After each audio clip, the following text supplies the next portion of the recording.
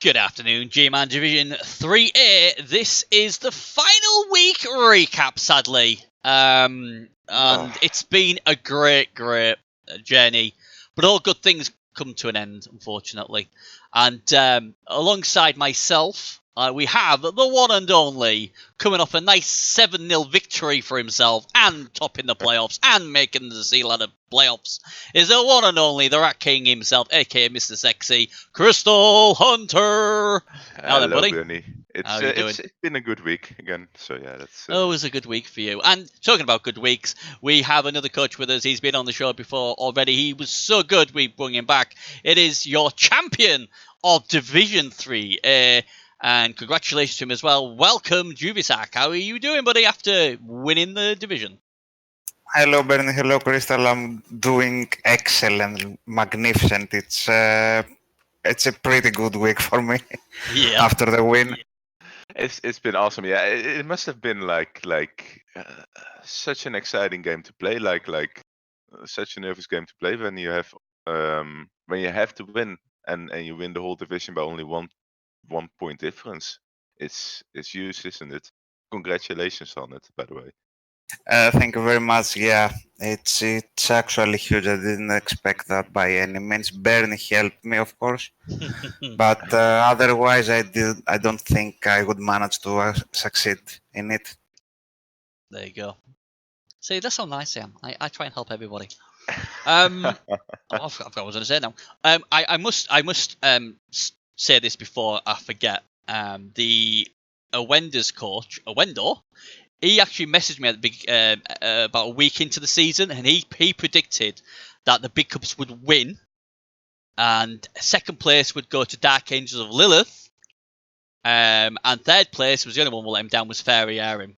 He thought Fairy Arim would get third, so well done to him. He actually picked the top two, so well done there.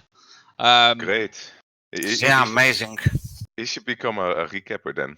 Like he should become a co-caster or main caster, because like if he can predict like that, I mean. I was impressed. Definitely.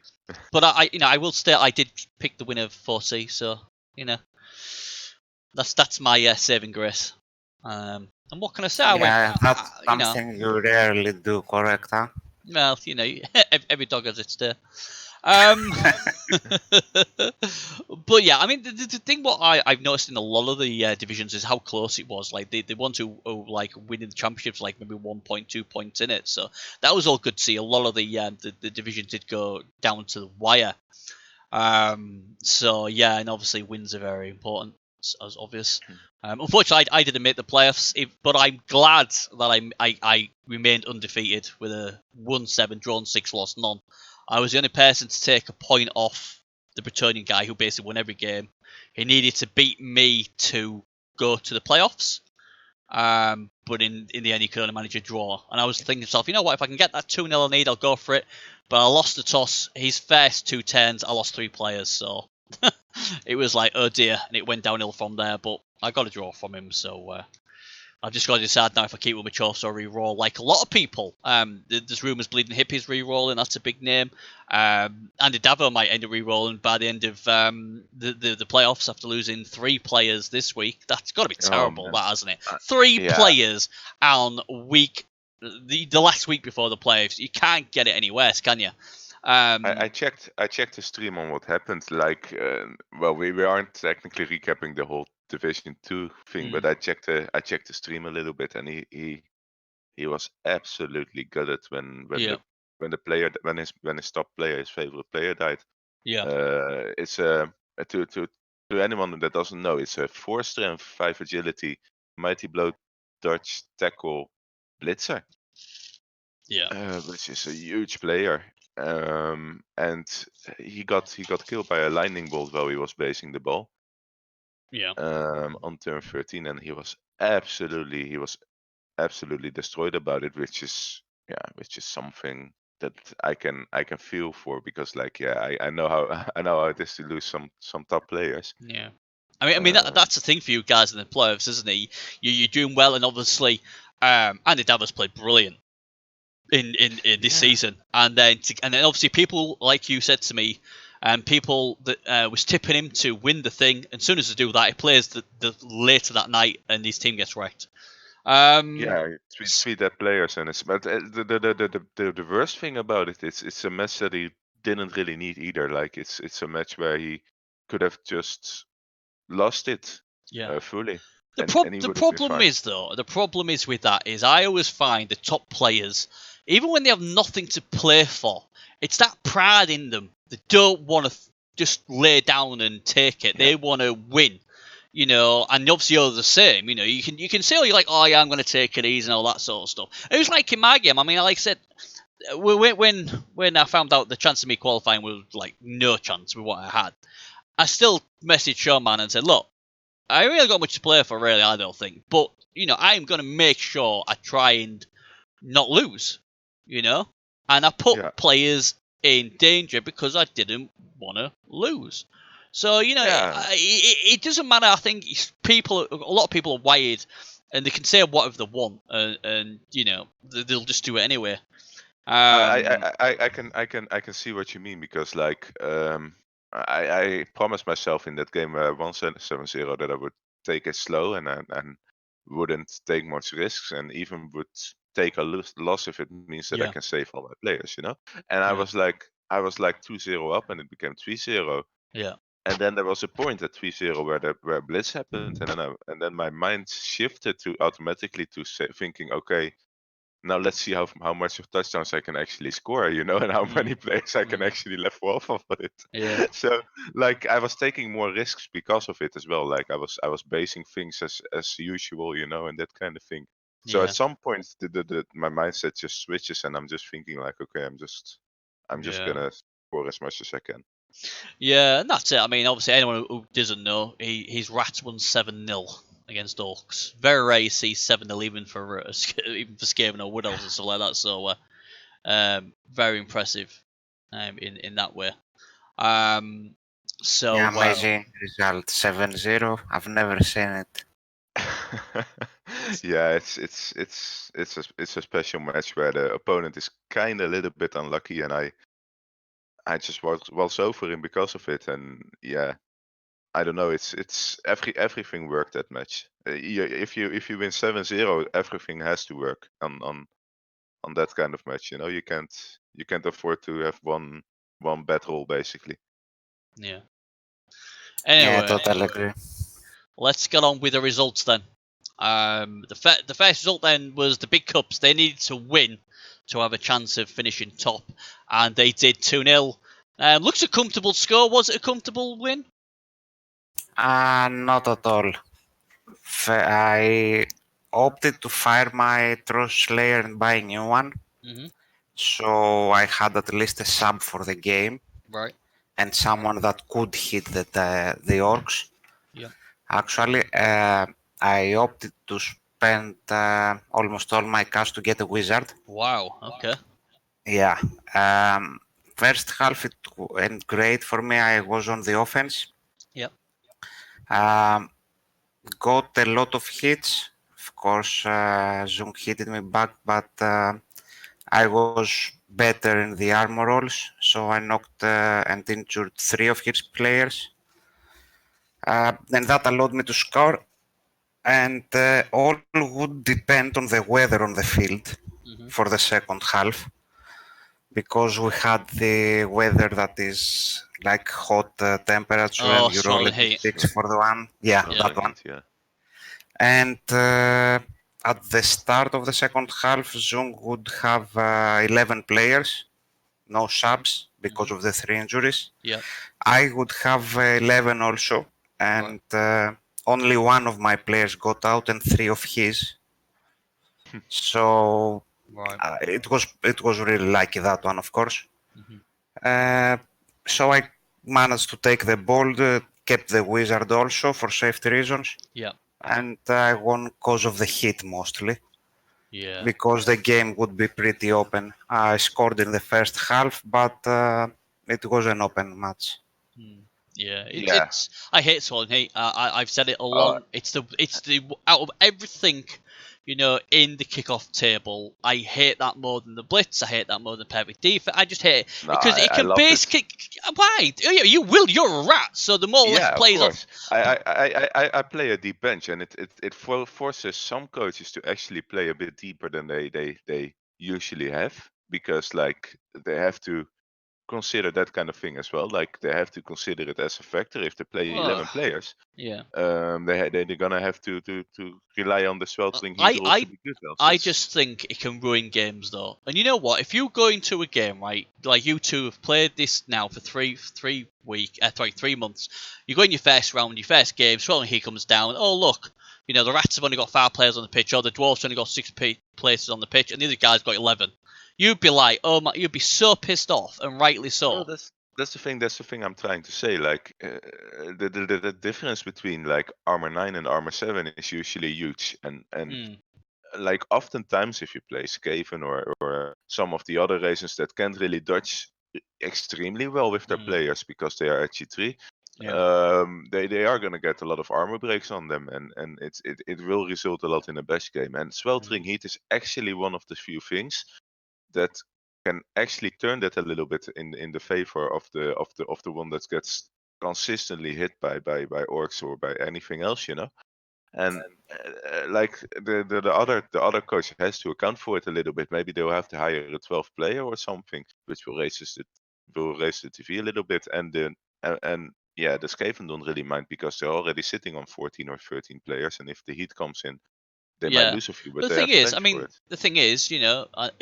second half you've got one or two injured gut runners or KO'd gut runners. Swelling Heat takes the other 2 gut runners, so you got no gut runners on the pitch.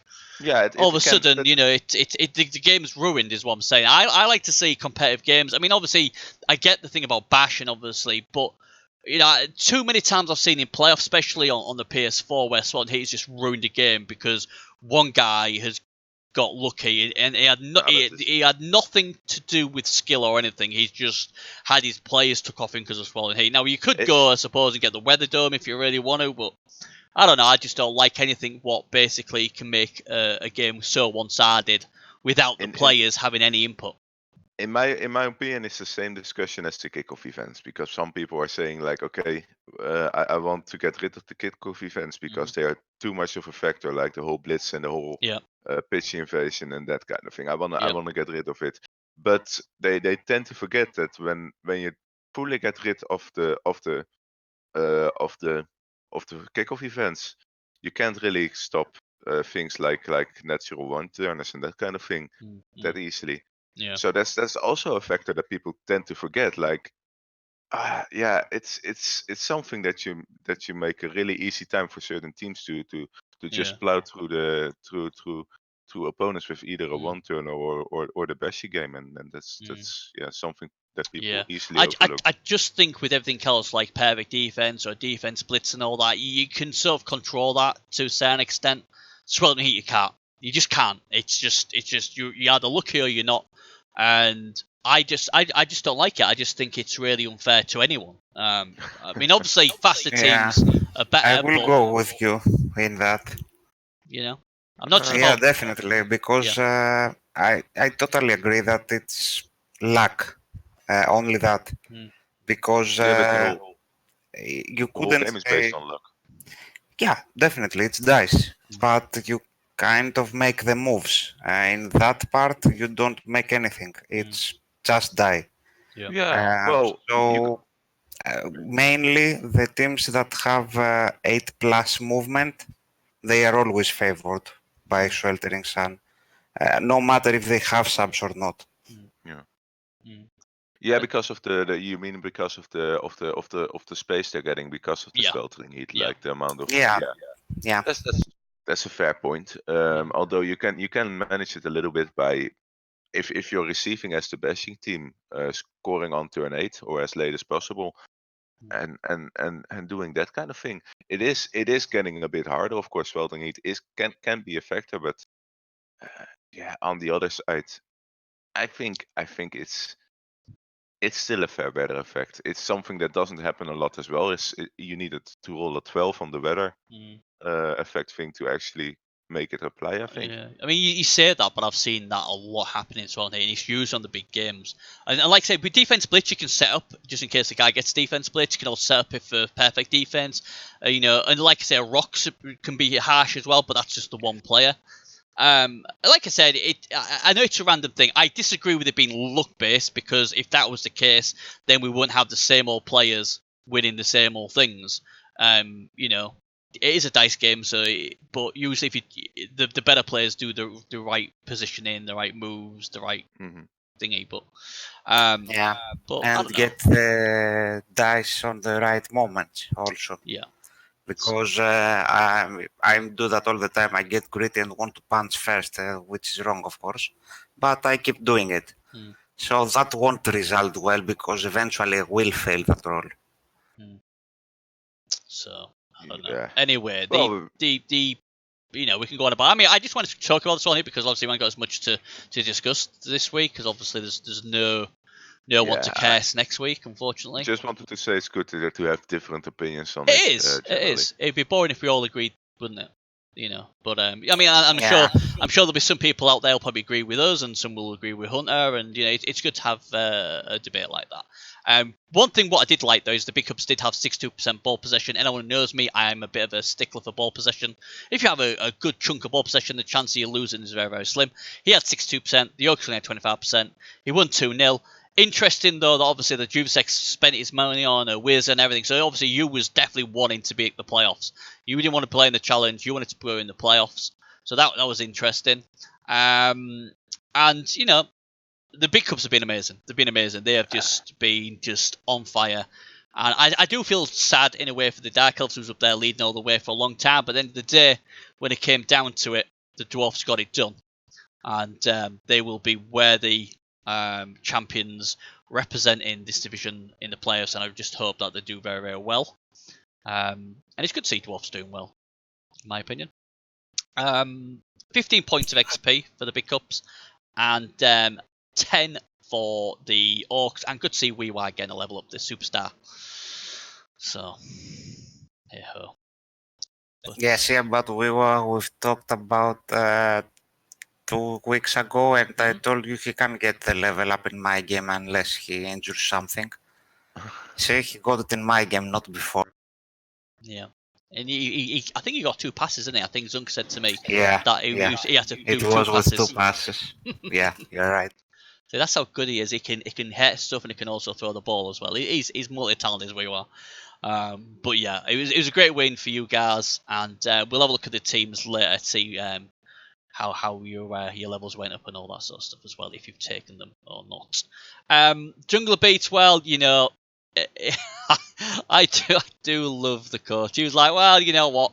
It was a fitting end. Bernie cursed me at the beginning, and he cursed me at the end. So God bless him. But I really feel sorry for the Zons because I thought he was one of the better coaches in the division. And I think if his team was had a bit more luck with injuries, he would have definitely made the top 3. But unfortunately, as we know, Blood Bowl, people die, people get injured, and in the end, he was just too much for him. I think he's staying with this team, but it was a good win for Wender's Requiem, who sadly the coach messaged me and said he will be re-rolling to Chaos Dwarfs next season. So yeah, the Requiem went out on a winner. So that was good to see for them. And again, 50% ball possession to 25. So they had the lion's share of the ball possession. 4 KOs, 3 injuries from 40 blocks. Jungle Beats only did 29 blocks, no KOs. 4 injuries though, so that was pretty good. And then 16 XP for the Jungle Beats. And then it doesn't really matter about the Undead, but they got 17. I think both coaches expected a bit a season where they would have been ended up higher in the leaderboard in general. Like Urbanus Requiem was also quite a nice team, So it's interesting that they couldn't live up to that, but they'll have another chance next season. And Jungler Beast will use the SP from this game to just prepare for next season. And I'm interested to see what Urbanus will do. Like, what will he roll to? Dwarfs. Case Dwarfs. Shorts. So, like, yeah, he will be playing Chores then. All the best luck to him, basically. I can't really give him any advice about that because I'm not really a Chores coach or anything. But yeah, looking forward to see how he progresses through the fifth division. If it's still the fifth division. Well, whatever division it's going to be for these new teams now, it's going to be really good because, like I said, the rumours are that Bleeding Hippie and a lot of the other. I mean, I don't really know many of the PC coaches, but everyone's saying there's a lot of big coaches re-rolling next season. So the Division 5s or the new team divisions, they could be some of the most really tough divisions. If all the ex-champs and that are re-rolling. It'd be interesting to see if the Bleeding Hippie will re-roll to Brett, because I know he plays Brett a lot as well. But hey ho. Good luck to whoever re-rolls anyway. The Boondocks Kings talking about re-rolling. I'm not sure if he's re-rolling or nothing. I don't know if he's or not, but it's a bad day at the office for him. But then again, he's against the Bet Space Bounty Hunters. They're just. Yeah. I do believe they was my Triple B banker of the week as well. So. Well, this was a game where the Bird Space Bounty Hunters had everything on the line still, right? Generally, so they felt like they had to win this one. Generally, I guess they already knew the result from the big cup, so they knew they weren't gonna. This game was played. This match was played Monday from Sai. Right. Yeah, I played Sunday, so he knew the result. Yeah, exactly. I see it in the schedule list as well, so that's why I'm mentioning it. But still, like, still a rather important game to play, and it's also part of where he ends up in the Challengers Cup, isn't it? Like, yeah, there's that as well, isn't there? That's what people forget is, like, second and third positions, that could work. Higher up you finish, you should technically get an easier, dare I say, well, nothing's easy, but it should be an easier draw, especially in Division 3. But, like I said, I've liked him, and like I say, a lot of Bretonian teams have done really well this season, so it's good to see. Again, 62% ball possession, it's no surprise that teams with ball possession usually win. 58 blocks, 1 KO, 2 injuries, so it didn't really do much damage, but it did enough, I guess. 61 blocks for the Skinks, though. They only did 1 KO, 1 injury, but they did kill a peasant. I'm glad to say Bernie Hunter is still alive. I think we got to keep an eye on Bird Space Bounty Hunters in general for the next season as well, because I think it's definitely wherever he's going to end up, he's definitely going to be a playoff contender. Yeah, for sure. Shai, wherever he ends up, he will be for sure. And about the Boondocks Kings, Mundigo, I'm pretty sure he said he will take 1 season off because he's tired from his work and stuff. Yeah. So I don't know if he will re-roll after that, but at least for the next season he won't play. Yeah, we kind of heard something like that as well. We did, yeah. It did mention that, and to be fair, if you got burnout, usually the best thing is, like you say, is to have a rest, recharge your batteries, come back fresh, and because at the end of the day, if you're just playing your burnt out, you just make mistake after mistake, you get more frustrated, you hate the game even more. So if that's what it takes, then fair enough. I just like the guy, so it would be a miss, but you'd rather have a season off and be happy and come back fresh and have love for the game again, wouldn't you? I kind of do the same thing when I feel like that I'm close to burning out due to Blood Bowl. Like I have these moments where I play for CCL qualifiers as well, and that's a lot of games you have to play in a really short amount of time. Like 42 days you have to play. Like on one team you have to play 25 games, and if your run isn't good enough, you have to play another 25 on another team. Like it's an insane amount of games basically we play. And the thing I always say is like, okay, I'm just gonna go full out this season, and I'm gonna play the hell out of it. Like even the last 4 days, I played 25 games, and then after that season, I'm gonna take a break. And now I'm just relaxing there, and I'm just playing goblins or halflings or something like that to just relax and just enjoy myself and yeah, do my own thing. Just make sure I'm not in the competitive setting, and yeah, that's the thing you got to do sometimes. Yeah, definitely. it is. I mean, it's like obviously I played. Obviously, I play PS4, but obviously it's still the same game. I mean, I've played the playoffs every season for a long time, and I came to the point that I wanted to do a lot more to do with recaps and meet new people and make new friends, and obviously try the PC out with my good friend Metal, and stuff like that. And I was like saying something's got to give, if I want to do recaps and I want to do this and I want to play privately, something's got to give. And in the end, I was like looking at it and say, look, Benny, you've won 2 championships, 2 champion ladder championships on the PS4. You have the most wins on PS4 history in the champion ladder. There's nothing else for you to prove in that, in that sort of tournament. So I decided to not play in it, and I must admit I feel a lot more fresher now, because all of a sudden all I'm playing is like one game in Rebel, one game in Blood and Tears, or one game in MML. I don't have a massive workload. So, I feel a lot more fresher for it. I must admit, I do feel a lot more complacent sometimes, because, I'm not like, when I'm on Sealand, I might be like more focused all the time, like hardcore focus. Where now, because it's private leagues, I'm a bit more, I don't know, a bit more blasé. But I feel a lot better for it. And I think if I'd have kept playing Sea Ladder and kept doing all this stuff, it would have just got on top of me, and I would have just started not enjoying it. So I understand where Moondigo is coming from, and if he has to do that, then I'm sure in the long term that'll be a good thing. But you never know; he might play next season. He might change teams or whatever. But whatever he does, I hope he does keep playing, and I hope he comes back soon if he does have the season off. But it's a shame for the Boondock Skinks. But again, like I said, no disgrace getting beat by the Bounty Hunters. You have had a moment, Juvesak, where you felt like, okay, I'm just gonna sit some time out or take a break or from the whole Blood Bowl community thing. Actually, sort of, but not like this. I wanted to learn the game fast, even if that was not possible. Though I played a lot of games in CCL, of course, to learn, not to win. But after I played so many games, I got myself getting bored. Not in playing the game, but in thinking. So I rushed things during my games.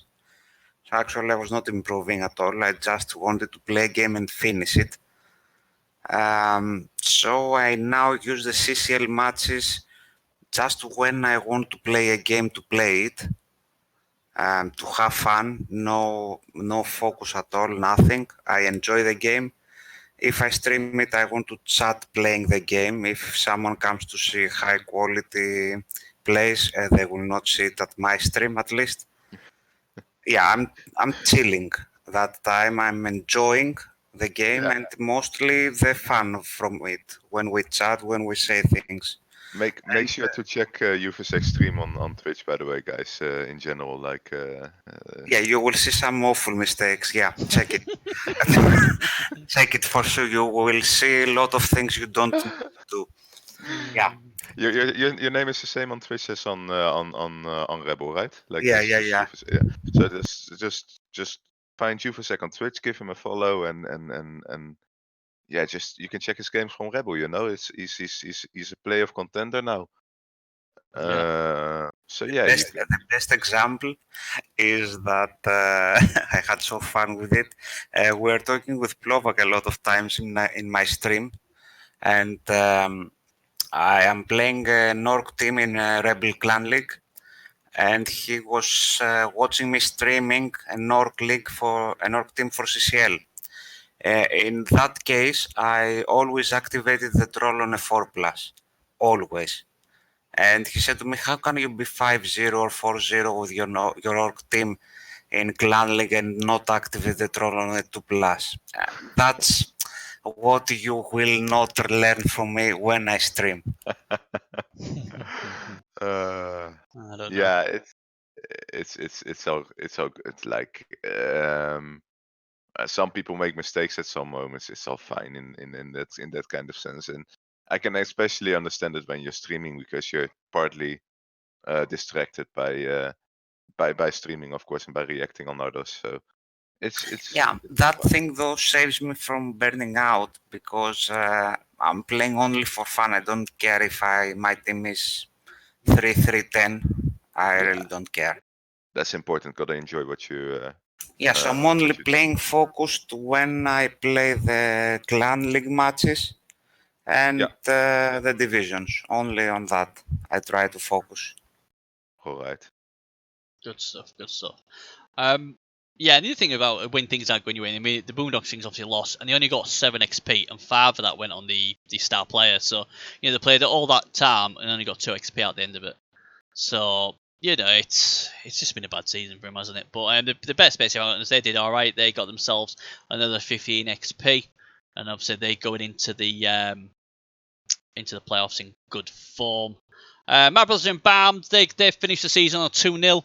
I don't know if I dreamt this or not, but I could have sworn the coach said he was re-rolling to Dark Elves. I could be completely wrong. It'd be a shame if he does, but Which one of them?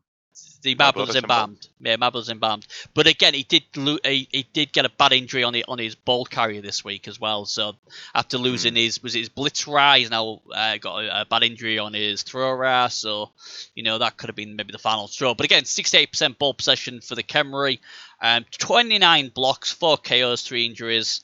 The High Elves has got more blocks, 31 blocks, but 1 KO and 6 injuries. 6 injuries for the High Elves, so they really got it going. But even with all that, they still couldn't get the job done, unfortunately.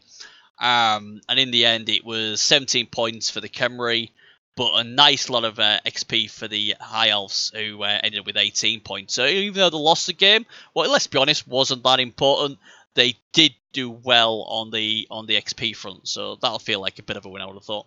Yeah, they'll be happy to play that match and get the SP out of it, and yeah, it's something they can use for next season, definitely. Yeah, it would be a shame if the Camry would be re-rolling, because like I think it was a really good Camry team, wasn't it? Like it's quite developed. Yeah, I think they just been a bit aware. I could have sworn he was the coach who said, yeah, he was just getting a bit bored of the way Khemri played. I could have sworn it was him. I apologise if it wasn't. And I'm sure he said he was going to go Dark Elves, what is obviously a completely different sort of style to Khemri. But I've been really impressed with the way he's played Khemri. He's done really, really well. And it's good to see him finishing on a win anyway. So all good there. Dark Angels of Lilith, they need to win their game, and they did. It was an absolute cruise fest for them. 4-1 winners. Very impressive, but unfortunately too little too late in the end, because obviously the Dwarfs won as well. And this was a bit more thingy ball position wise, 37% to 31. 4 passes, 4 catches, 57 blocks, 6 KOs, 1 injury for the Dark Angels.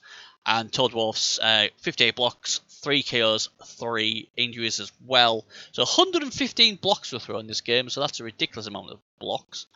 And there's plenty of carnage.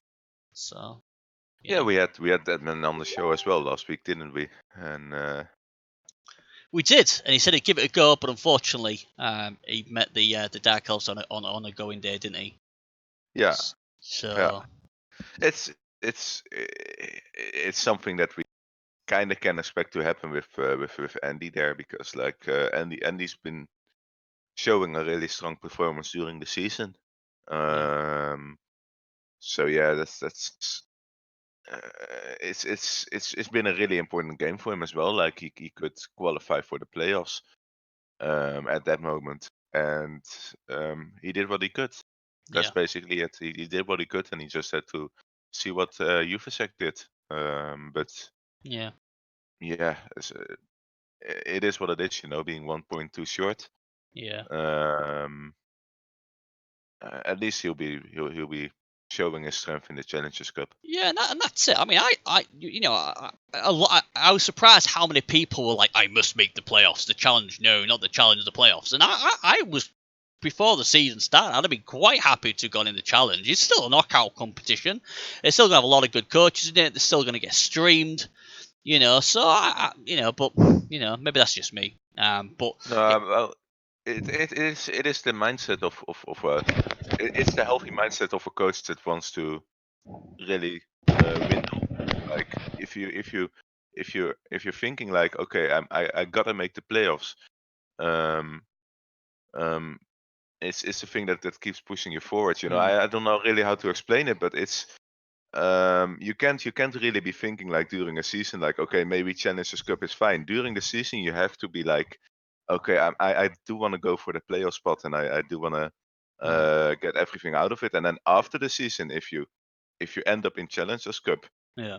I guess you won't be unhappy about it. Like, you'll be fine about it, but you're not gonna negotiate during this with yourself during the season in the whole mindset of, okay, I'm gonna end up in the Challengers Cup. I'll be fine with it. You know, All right. I wouldn't do that either. Like, if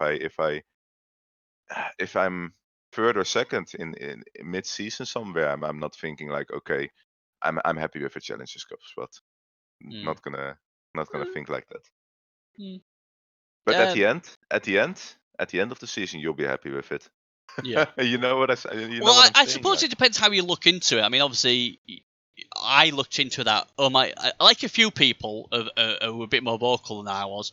I looked into. I mean, what division? Division 3 with a one-season team? Seriously?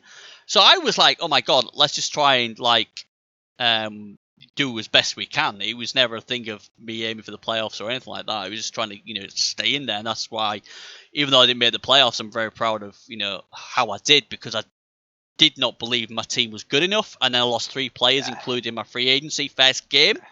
So, I think you've just got to be. yeah, but Bernie, If go on. come on. Like, if you look at mid season at your table, like, you were actually high up. And I know you really cared about that playoff spot and really wanted to go for the playoff spot as well, because like It was we had, challenge I was after. I know I wasn't going to make the playoffs. I'll try. I'll try in anything.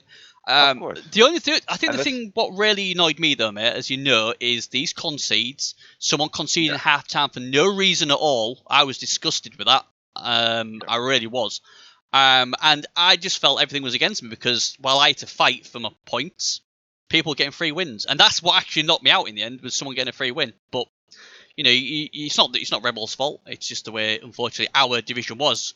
And then you look at divisions like this and the other one, the 4C, and people even with teams that are wrecked were still fighting tooth and nail, as you should do.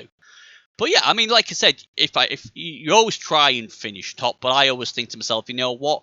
Realistically, what could I do? And I'm like, well, if yeah, I can make the playoffs, so I call them all playoffs, the first 3, then that'd be great. But I wasn't kidding myself that there's a lot of good coaches on the PC, and my team was 1 season old. I thought I should have been in Division 4, but I was in Division 3, so I thought I did all right. Am I good? I missed the playoffs? Of course I am.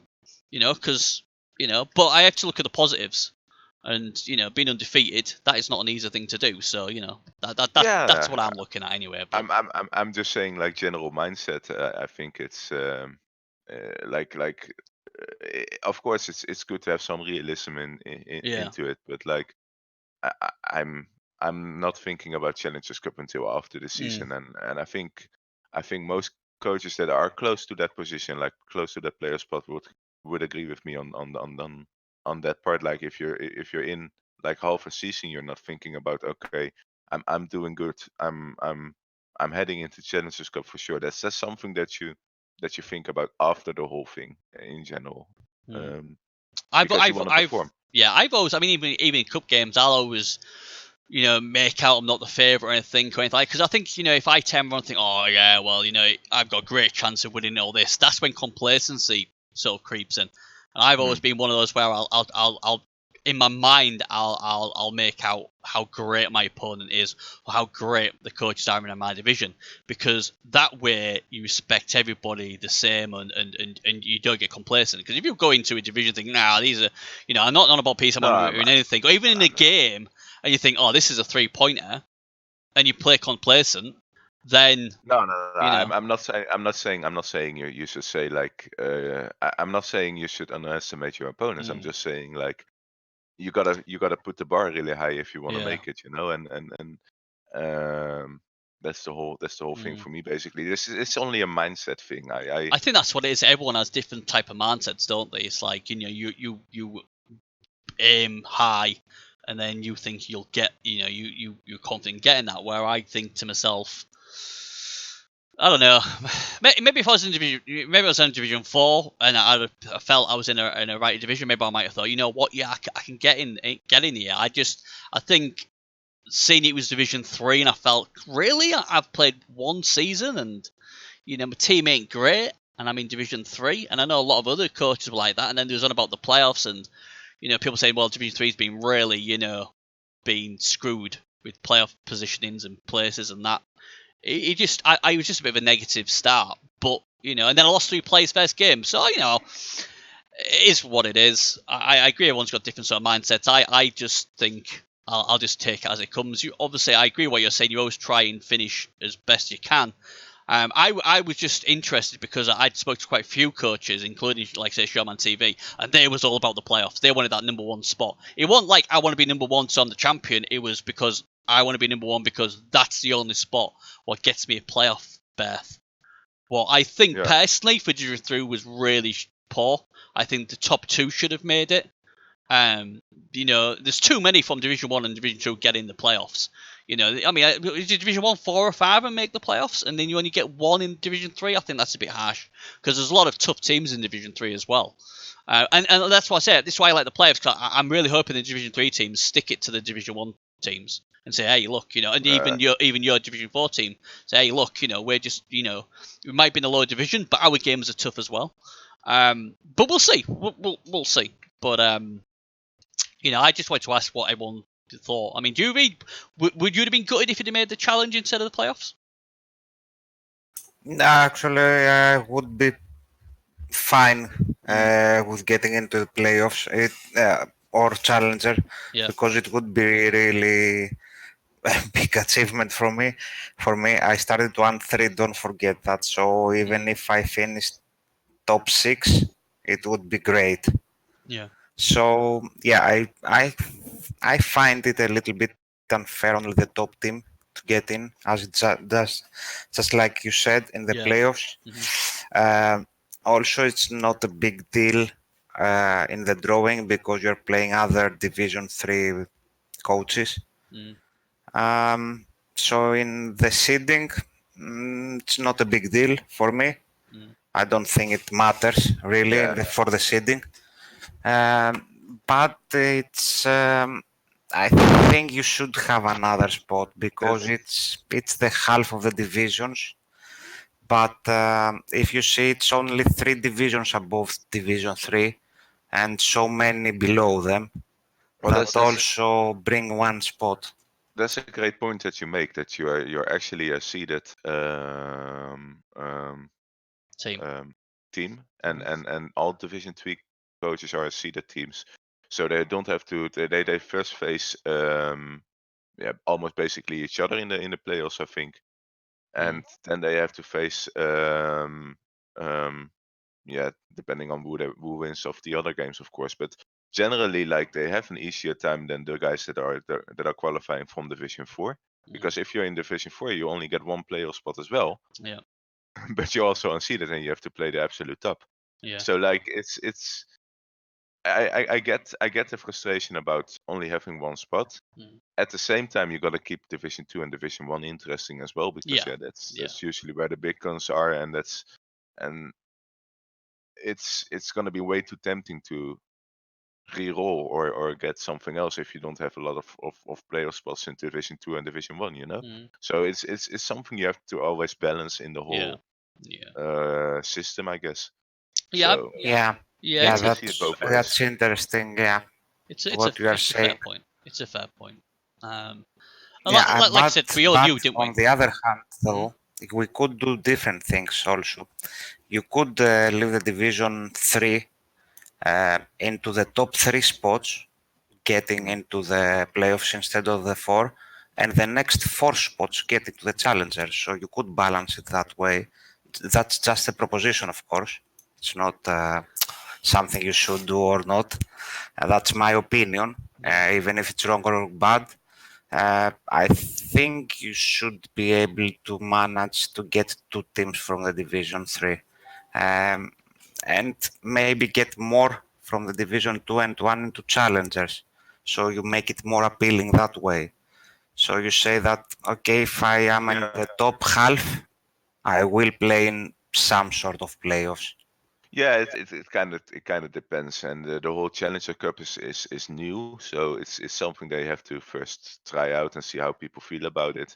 I did receive some, or I did check some communities where they were talking about it, and um, some people in the higher divisions weren't actually happy about getting into challenges because it's a new situation where they can get their team smashed up basically for what they see is kind of a side cup for them.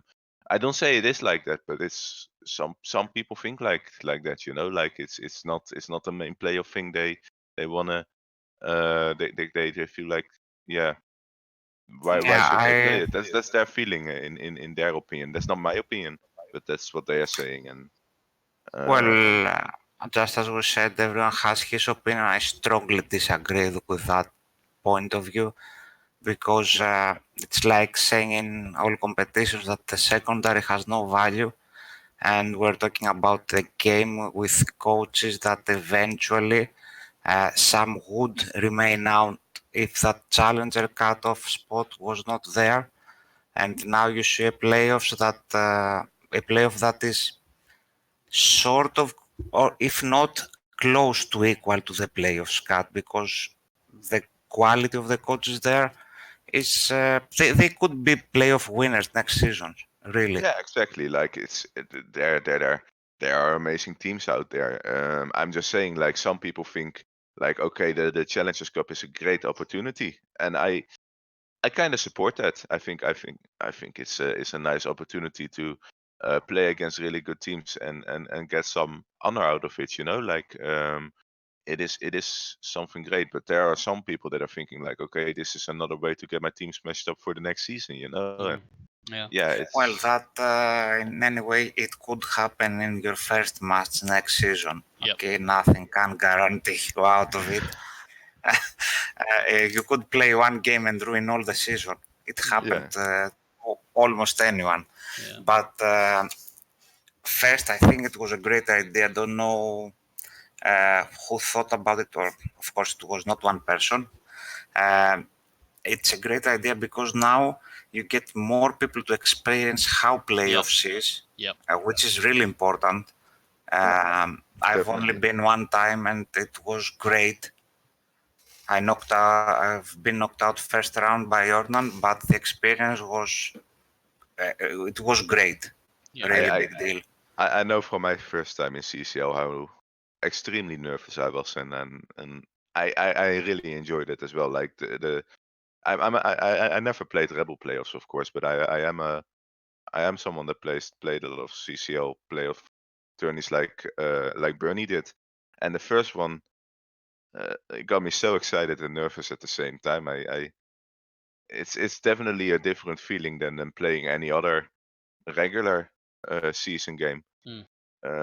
It really puts you in a different kind of seat. So you kind of gotta experience that before you really know what it is. You Yeah. know? Yeah, it's. I mean, this is what the hard work's on for a lot of people is the playoffs. I mean, even when on the champions ladder where it's like a 6 week grind, if you can make to the playoffs, it's worth it because it's the excitement, the draw, the seeding draw in Rebels' case, and all the excitement, people talking, and obviously the Rebel are excellent because they get most of the games streamed and everything, and everyone's flocking to the stream to watch you and somebody else play or whoever, and there's a lot of positivity and everything about it. And for me, it's gutting for me that I'm not involved, but I'm so excited to see how obviously my good friends do, the people from this division, the people from the other division, see how my fellow recapper Hunter does. So even though I'm not in it, it's still an exciting time, if that makes sense. Yeah. And I just Yeah, think it's really, really good. And when they said about the challenger, I was like, oh my god, this is such a really good idea. Because a lot of the times, like last season, I ended up playing against Bleeding Hippie, and I in the first round, where I would have preferred with the structure it is now, that I would have got into the Challenger Cup and I'd have had a much better realistic chance of maybe going further. So I love what they've done with the challenge. I really, really love it, and they deserve a medal for bloody creating it, and I hope it stays for many, many years, because, and like you say, it gives more coaches the opportunity to play playoffs. You know, and not only from the regular division, but also from the rookie league, from the Stunty Cup as well, like the side division for the teams in Gman and all that kind of thing that are playing Stunty. And the other cups as well. Like there are some teams coming from there, and they just enter in the Challengers Cup as well, and that's what makes it fun, I guess. Yeah, and also let's not forget that, let's say, for an example, let's say my next season is exactly with the same opponent that I know now. If you give me one spot for a playoffs cut only, that doesn't really motivate me. I know my chances are really low in getting that one spot. If you give me 3 spots though, one playoff, 2 challenger, or any combination of that, then I could fight for that. And no matter how it ended, you see that it ended in 1 point. Could be anyone's. That doesn't make me a better coach by any means from Andy or Sai. And they are participating in challengers, so I can't say really that it's a lower competition. It has great coaches to play in it. I totally agree with you on that, and I personally I think it's a great thing as well to have. I'm just telling you guys what I heard in generally, you know, like what people think about it, and some people are thinking like, okay, great, this is a great opportunity, and others are thinking in a different way, and that's what it is, you know. It's an interesting thing in itself. Right. Yeah. Let's move on, because we've been on this. We're still on the results section. So people are like, right, crikey. 23 points for the Dark Angels and 15 points for the Norse. So all good there. Pirates of the World's End against Flowerlord Savants. So Flowerlord Savants won 1-0. Bloody tipped the Pirates again, and the Blue let me down again. What can you say? They only threw 27 blocks against Nagel. That's shocking. 3 Ks, 1 injury, and the Nagel 36 blocks, 1 KO, 3 injuries. So they got it done. Similar ball possession. You know, and the Savants are going to be a bit like me, I guess. They'll be a bit frustrated because they had a chance to qualify and they didn't. Things went against them, or the ball didn't bounce the right way, or whatever. But again, I think this team will do well next season. They're there or thereabouts, so they're going to only get better and better. One of their Nagel Warriors leveled up this game as well, so that'll help them in the progression. So likely it's the last game of the Pirates of the World's End, right? Well, if we believe it, yeah, he was supposed to be quitting, wasn't he? After the Bernie's curse ruined his season, so it'd be interesting if he goes through with that promise. I mean, personally, I hope he doesn't. I mean, as I've said before, the Bernie's curse is a lot of fun. It is scary how bad I am at it, but it's just a bit of fun, isn't it? More than anything else, and it's nothing personal against any coach. We just do it for fun, and hopefully he'll stay around.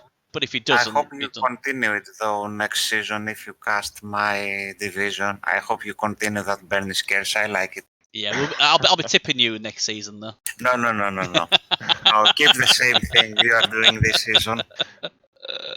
Well, you're a favorite now.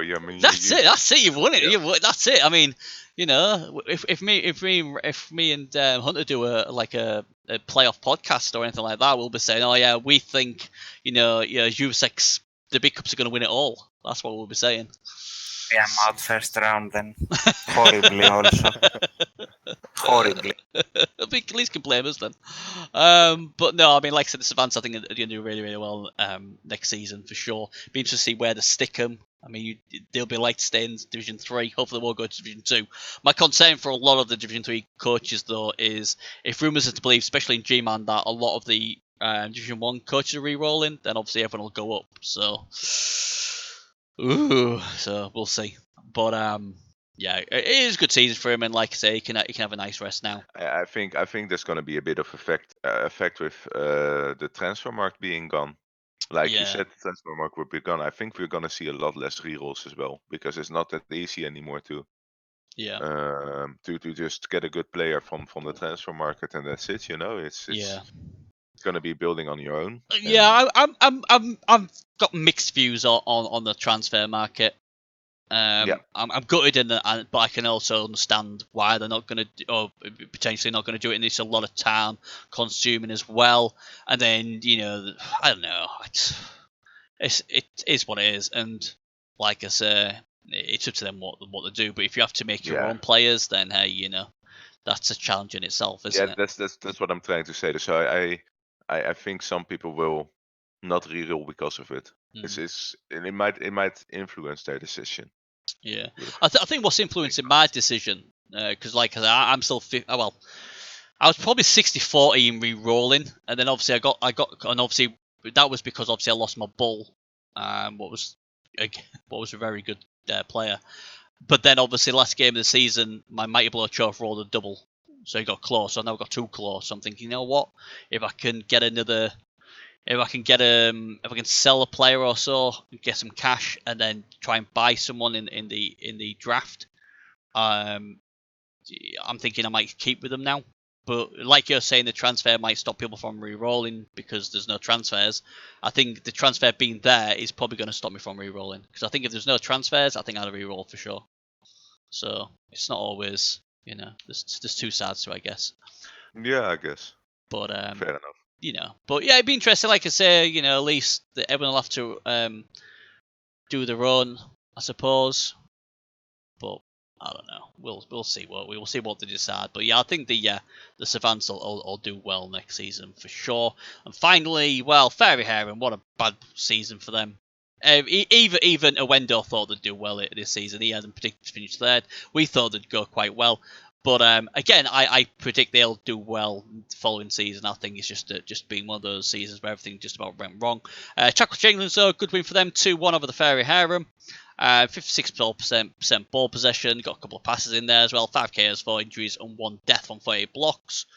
And Fairy Harem, they only had the ball 18%. 23 blocks, 3 KOs, and 1 injury. So I think it's fair to say Fairy Harem will be glad this season's over. Not much has gone right.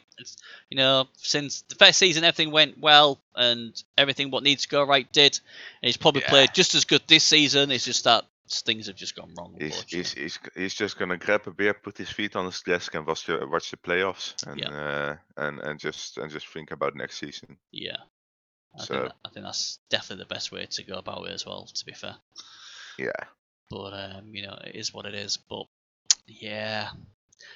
Changelings though, they did quite well. They XP wise as well.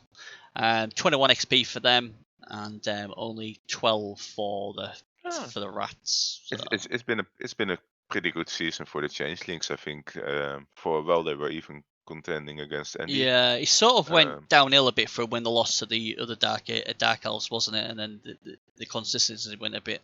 But again, it's a good season for them. Obviously, they've shown they can handle this division no problem, and I'm sure they'll be up there trying to get it done for sure. So there we go. Definitely. Yeah. Right then. So that is all the schedules out the way. So all good there.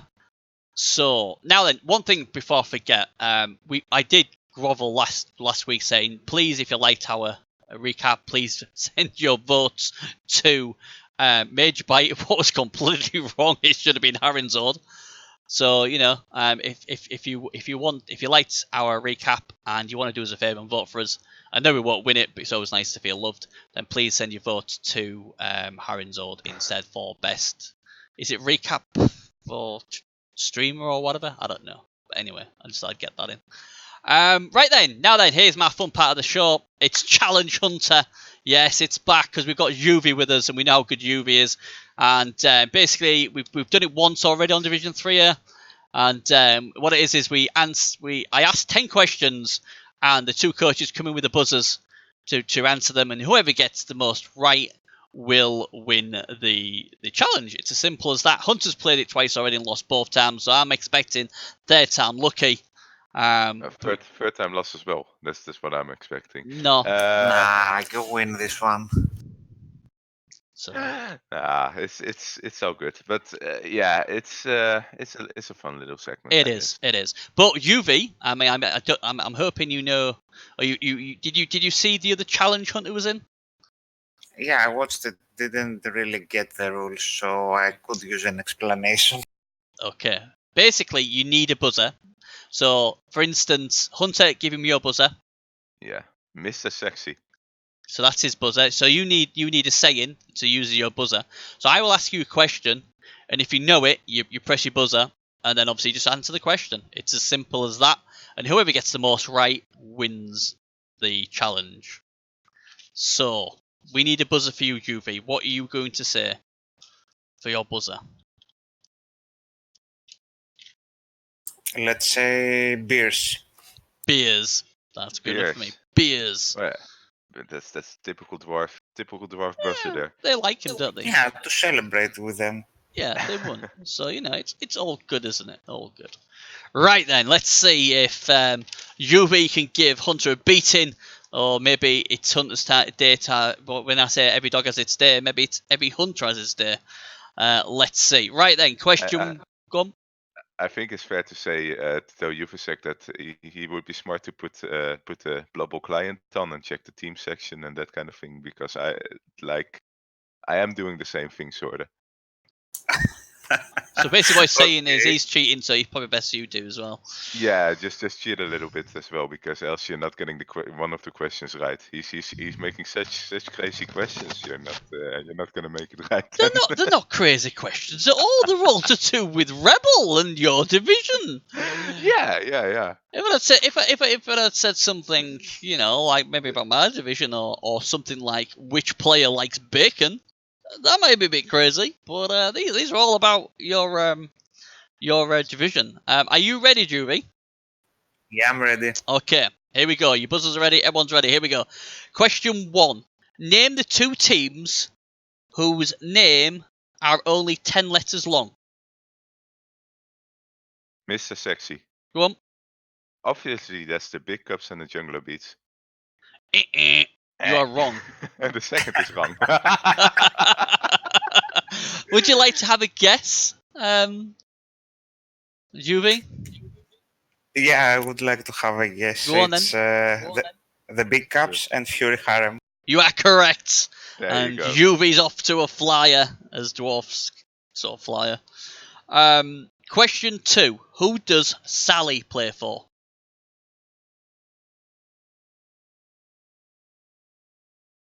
I'm sure he's looking at it. Yeah, I am looking. You should look as well.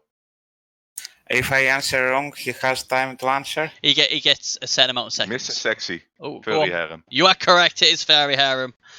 Shame on you. You're fast. You should have known that from the start, being a rat player.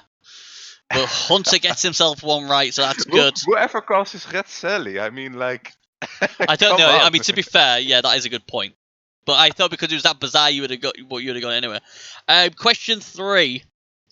Name the 2 teams the Crusaders of Kalador beat this season. Well, good luck on that one.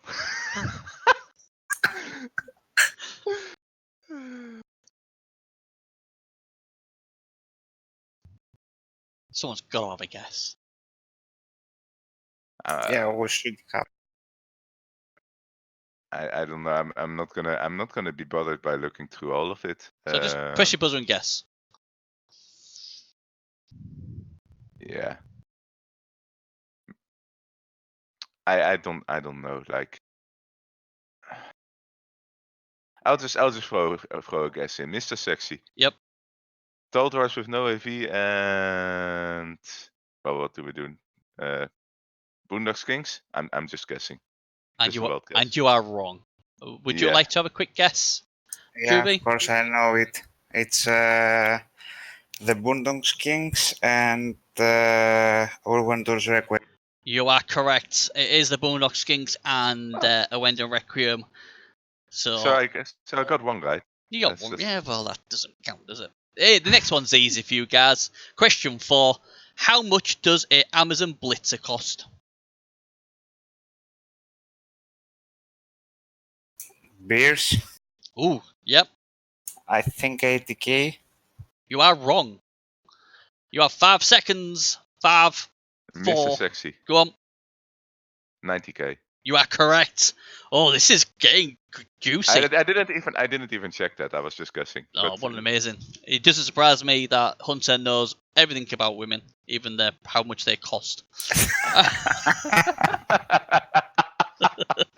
He was just preparing for that. He was hoping I was getting it right. You know? We know. You know what the going rate is these days. So 2-2. Question 5. How many dirty players are in the division? Wait, didn't you ask this one before? That was in 4C. You should be prepared, Crystal. Yeah, you Yeah. should be. This is again a hell to look up. So I'm just gonna give a guess. Yep. Mr. Sexy. Go on. Gotta be 5. Wrong.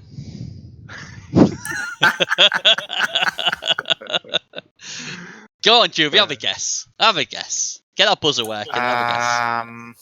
How many? I think it's Yeah. 4 or 3. 3. Let's say 3. And you are wrong as well. Shall I tell you How what many did we have? it How many was? did we have in 4C? Oh no, you've got me. I don't know. I know the Ogres had more than anybody else, though, didn't they? The Ogres had 2.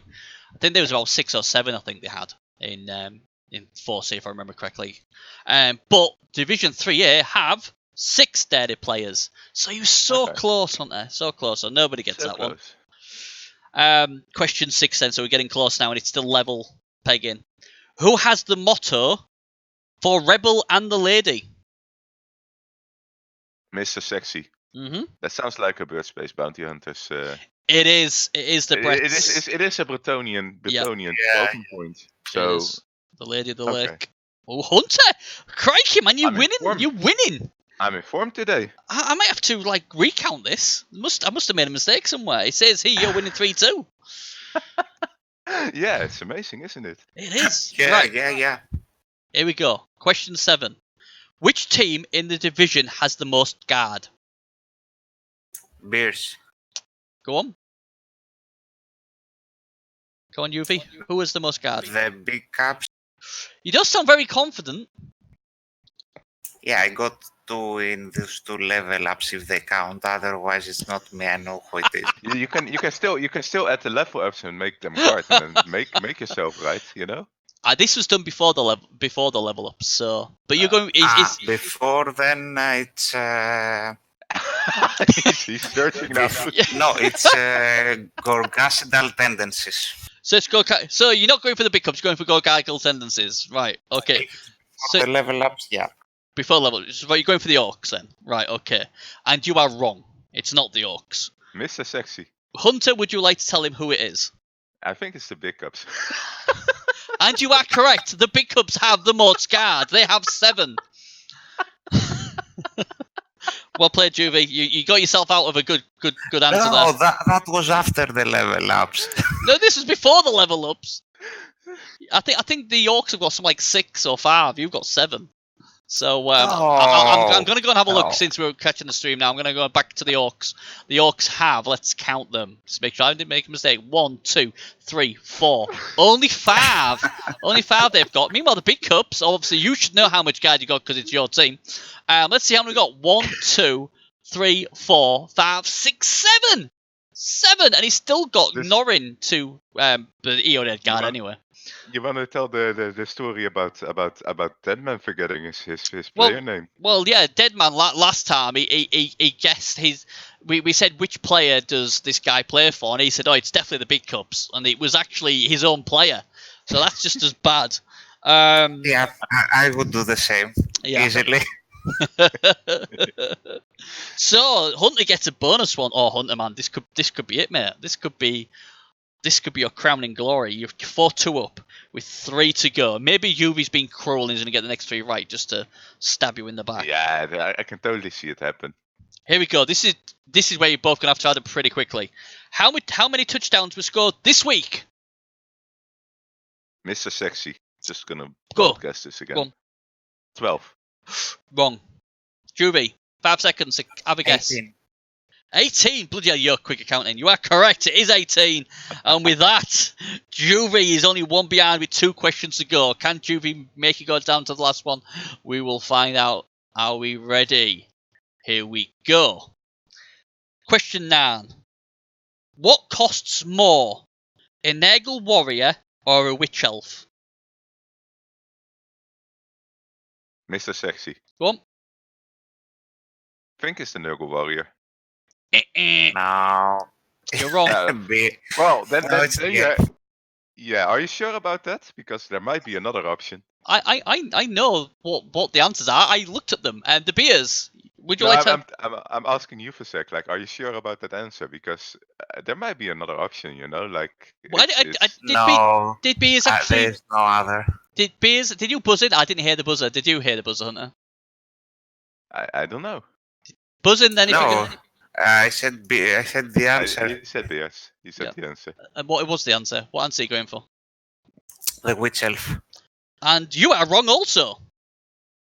They're both the same amount. They probably. both cost the same. Wow. You are so tricky. I did ask him, like, are you To sure? be fair, Hunter tried to steer you as a gentleman that he is. He tried to make you have another look. But yeah, I like to get them sneaky ones in there. I was just being a sarcastic fucker, so that's. So, I was just being a sarcastic fucker. Hunter is in the lead by 1. Here's the final question. Question 10. Well, this could be a good one. This is right. There's 2 parts to this. So this one is worth 2 points. So if you get this right, Juve, and you get both parts of it right, you win the thing. But you need to get both parts. Okay. If Hunter gets it, then obviously he's the champ anyway. Right, here we go. Who was the last team to beat the big cups, and how many wins have they won since their defeat? Beers, of course. Who was the team what beat you last? Pirates of the World's End. And how many wins have you won since that loss? 9. And you are correct. You get 2 points. What means yet again, Hunter couldn't get it done. UV comes just like he did in the division. He waited till the last minute and then jumped on poor old Hunter to take it off him at the last second. So congratulations to our champ UV for playing it cool and getting it done, on that last question. Well done. And well, thankfully it was one of my team, and I could be wrong again. well, that was what we was banking on. But yeah, fantastic stuff. So well done to you there. And Hunter, you're getting close, mate. You're getting close. Yeah. Next season, I expect you to at least win 1. So he looks very confident with that, doesn't he? We'll have to see about that, but anyway, like I said before, I don't mind losing to these coaches that kind of make our show and make the division. So it's all just a bit of fun. It's all a bit of fun. Right, then, so the last part of the show. They're like, oh, it's almost the last part of the show. I'm devastated. It's a bit awkward, this one, because a lot of people haven't taken the level ups and stuff like that, but we'll quickly go through them. So we'll start with Flyload Savants. Let me get my sheet out again. Right, they got a level up. What have I forgot? Have I forgot something? I'm just wondering really quick if because we don't do any predictions, are we taking a quick look at the playoff opponent from Juvesak? Because that could be an interesting thing. I don't know if that's already already like if he already has a sure opponent. Right. Well, what I was gonna do, I was actually gonna talk to you off air about it, but since you've obviously it was a good idea. What I was gonna do is when I know the Division 4 and Division 3, and obviously yours as well, because you're my boy. I was gonna do a mini recap show. I was gonna go through them all when they've all been accepted. and go from there, because I just thought it'd be cool, and because I'm not in the playoffs, I'm bored, so hey, might as well do it. And go through, what I think of who will win their round. So, for instance, if I think Juve's going to win first round, I can tip him, and I know he wants me to tip him to win. And obviously yourself, Hunter, and obviously Aprog and all the rest of them as well from the other division. So that's what I was going to do. So that I'm hoping. Because I presume everybody's got to accept the tickets by a certain time, haven't they? And then I was going to obviously write them down, and I'm going to go through them and give you my pearls of wisdom. And then as well, the funny thing is if I really don't think you guys can win, we are actually sharing the Bernie's curse, aren't we, to the other teams, who I'm sure will love it very much when they've lost 7 players in the first half and they don't know why. That's a good thought. I'm just not sure when the first game is. I think the first game is tonight, maybe even. Yeah, so, I don't think any of ours are. But what I might do, we could, what we could do, Hunter? We could do a little group, and get all the playoff teams in there, the coaches, and bang us all together, and then we can have a chat, and then obviously I'll then be able to do some sort of show, and then we can all give each other moral support and go from there. So that's what we'll do. Anyway, let's invite both Aprok and Juvesak. That's a good idea. Yeah, I think that sounds good. Even and slinging the challenger guys in there as well, because obviously that matters as well. So we'll get it all going, and all good stuff. Right then, let's get on with the so-called teams. Then Flylord Savants, they lost nothing this week, so a good day for them. And they did get a level up as well. They got number 2 got a level up, Lord Black Death Scolio, and look what he got, strength. Bloody marvellous. So he's now a strength 5 Nurgle warrior. To me, I'm going tentacles next because hey, why not? Yeah, like you're gonna make people cry as soon as you get tentacles on the player, because it's the same thing with the beast, isn't it? Like with the foul appearance factoring in, you can't really comfortably think like, okay, I'm just gonna block him away as well with a 2 dice uphill or something like that. Not even that is gonna be easy. So it's definitely something to look out for. As soon as he gets something like tentacles, he'll be an amazing roadblock. Yeah.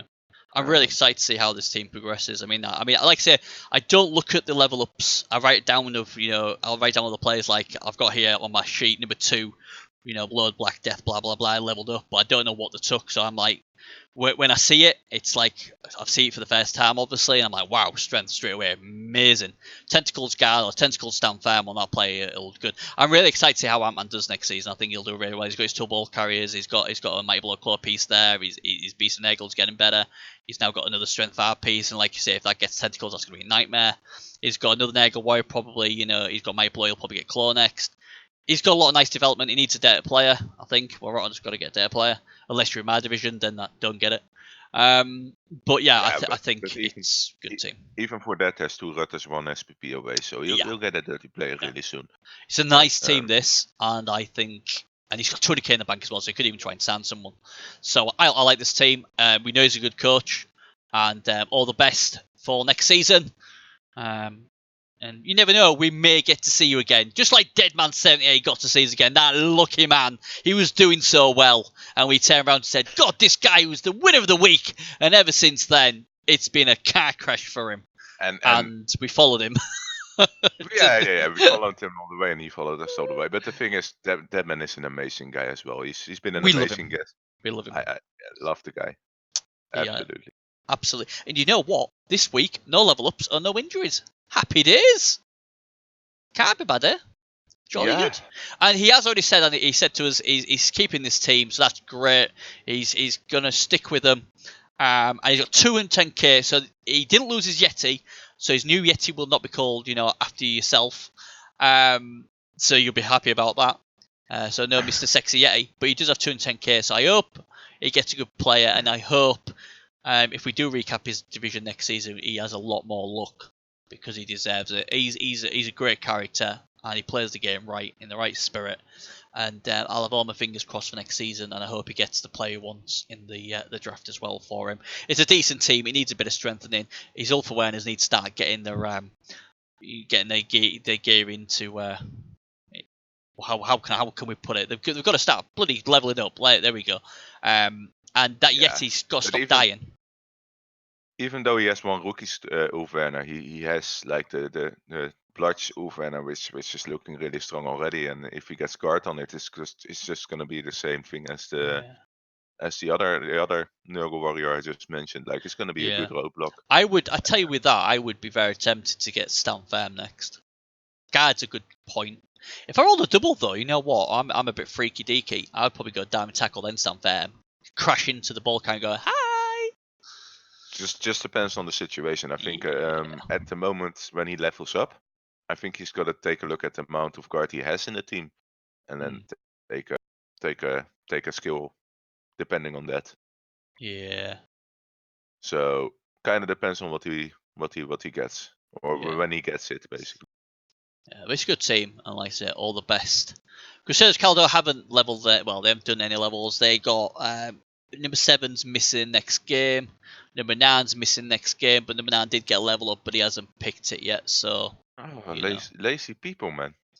You know. All these lazy coaches not taking I sort of couldn't stand it if they're in the playoffs, because, you know, you want to know who you're up against. But at the same time, he's in no rush. You know, he can just take his time. He might not be sure. Or maybe he's just listening to what you would tell him to pick. You know, who knows? Maybe. I mean, it's -1 movement as well, so it's like, oh god, do I really want to keep it? If I do, it's got to be Blodge. Or you know what? I'd maybe give it Wrestle, but I don't know. Yeah, it's either Wrestle or Block on this one. Maybe with the movement down, you kind of want to get Wrestle on him because you're using him as a blitzer then, and you don't use the full movement for it all the time, you know. Yeah. And he's only got a real nice leaping agility fire Blodge person already for scoring, so you know, if you look at like that point of view, then you know. Yeah, I'm still a bit concerned about this team generally. It has some potential to break down at some point with the injuries. I don't want to sound too negative about it, but it can happen. I just hope he'll just if he plays next season, I'll just hope he just continues to be healthy and be able to push forward, you know. Yeah. So yeah, that's the thing. I best of luck to him on that. Yeah. What do you think, UV? Do you think you should go around again with this team? I think he could if he wanted. I don't think he wants to do it, but it definitely has potential. Yeah. If he plays that. I mean, players, 2 players are already fixed, and it's tough to get those roles again. I'm talking about the catcher that's missing. It will be tough to roll that things again. I mean, it's only one niggle on the team generally, so that's okay. But like the stat downs on the catches are a bit of a factor. Luckily, he has like 190k, so he can do some replacing if he wants to. Yeah, I can buy a new player. He can sign a new player, can't he? As well, that's the other thing you can do. So it's not too bad. I'm just saying, like I think it goes like what we usually say. If you're going to stay with high elves, I would not re-roll. If you're going, but obviously if you want to try something different, then you'd obviously re-roll. But if I'm staying high elves, I think there's enough potential here. Me personally, if I'm staying with this team, I would be looking in the draft, because obviously the good thing with Crusaders finishing at the bottom, he'll be right up there with one of the prime picks in the draft. So me personally, if it's my team and where they will be in the draft, because they'll get a big pick, I would keep this team. If this was my team and I'm playing high elves and I finish where he did, I am not re-rolling. I'm playing, because there's enough in there to have a good run. He's probably going to go down a division as well, so he may find Division 4 a bit more easier as well. So yeah, I would keep this team. But again, them catches, yeah. So wait, the draft is still happening, but the transfer market isn't, or what? No. When I said draft is the transfer market. Obviously, the way the transfer market works is there's a market, and then the worst finishing team of that race gets to pick first if they want to, and then the best team of that race picks last. So to make it fairer, and that's what I like about it. So with him finishing near the bottom, that would work in his favour.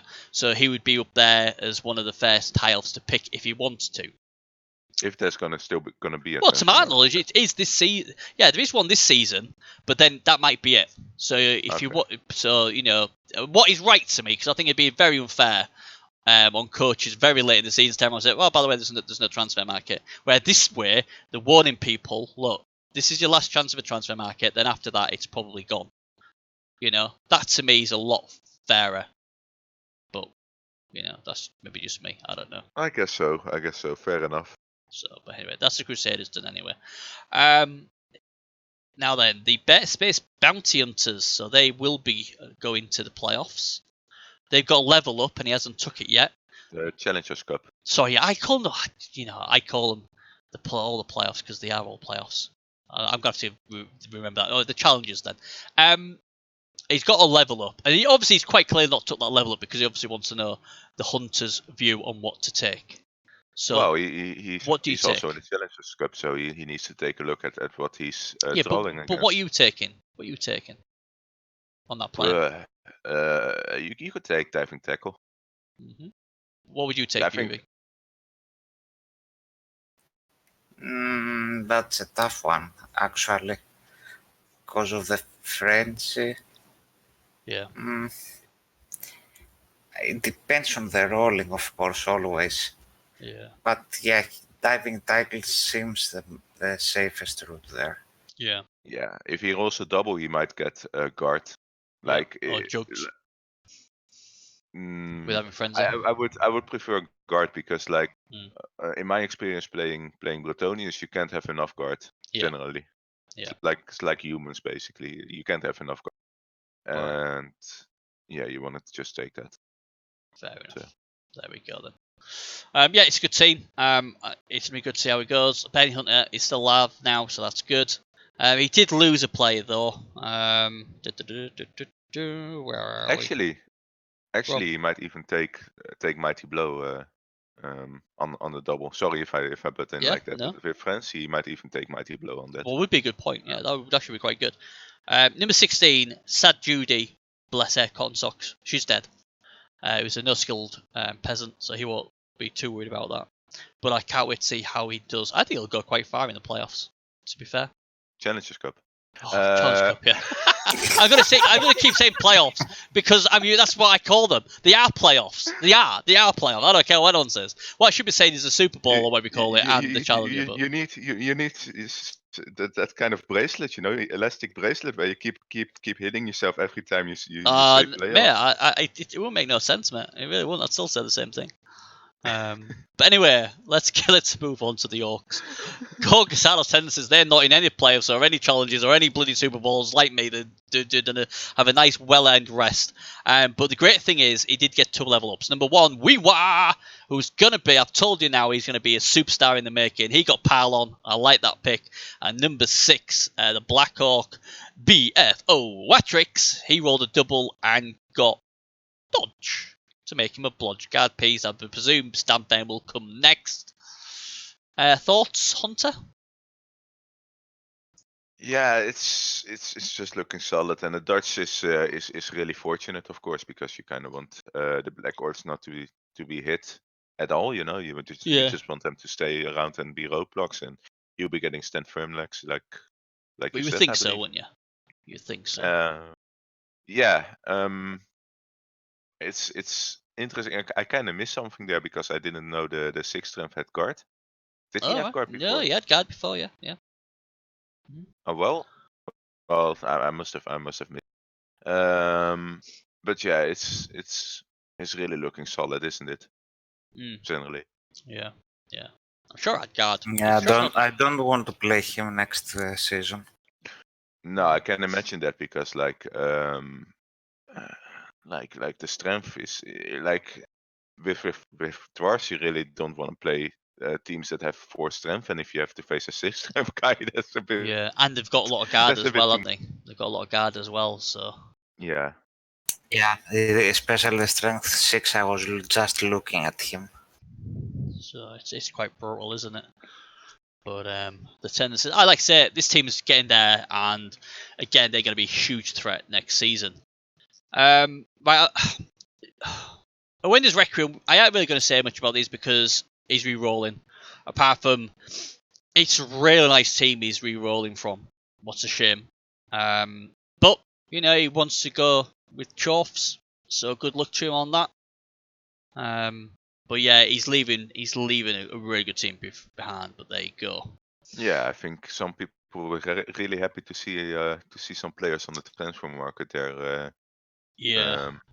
If they got on it, so It is what it is, isn't it? But there you go. Right then, the big cups then, they haven't picked one of the levels. I think they leveled 2 up though, I think. Let me have a look. Am I... Number 8 and number 10 leveled up. He's got a man, so a ring, he took guard for him. But he hasn't took anything for his strength for Longbeard. Norrin. Can we complain against Juvesak for not taking his level ups? I think he was waiting to see what you would take. No, he's waiting for the playoffs, of course. It's normal. It's a normal reaction. What would you take though? I actually rolled 10. 10. A 6 and 4, yeah. Oh, go on then. Go on, Hunter. Tell him what you take. Isn't it with dwarves with longbeards that you just skip the setup anyway and just go mighty blow? Mm-hmm. Was it a 6 and a 4 or was it double 5? Sorry. No, 6 and a 4. No, you just 100% skip the setup and with the 4 strength, I think it's pretty clear that you take mighty blow, don't you? I would say. I'm just asking you for a second now because I don't really know about dwarves, but I'm actually debating between the mighty blow and the stand firm, because he's my only 4 strength piece. Yeah. Against the chaos dwarves that I am playing against, I will have a lot of trouble. So maybe stand firm would be better. I haven't decided yet. Stand firm is also interesting. I wouldn't be against it either. So it's a 50-50 for me. That on that player, like you can get both of them. Yeah. It's all depends not on what you want, really. like I can outbust them in the case of injuries or stuff like that. So I'm actually debating on what to take because I will not get more injuries than they will.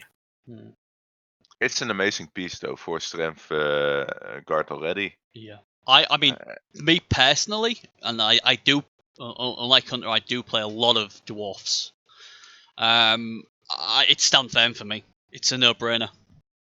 He's got strength 4. He's got guard. There's going to be guard around him as well. Trying to